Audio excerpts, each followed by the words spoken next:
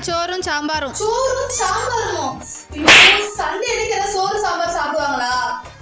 போமா, நான் வெளியில போய் சாப்பிட்டுக்கிறேன். பேசாம கவிக்கு ஃபோன் போடுவாங்க, வீட்டுல என்ன செய்யறான்னு கேட்போம்.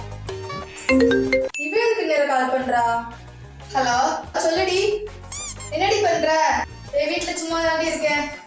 வெளியில சாப்பிட போலாமாடி? எங்க வீட்டுல எங்க அம்மா காலையில சோறு ரசமும் வச்சிருச்சுடி. வீட்டுல எங்க அம்மா சோறு சாம்பார் வச்சிருக்கு. சண்டே யாராவது சாம்பார் சாப்பிடுவாங்களா?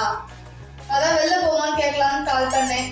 இல்லடி, எங்க அம்மா சேர்த்து காய்ச்சிருச்சுடி, என்னால வர முடியாதுடி.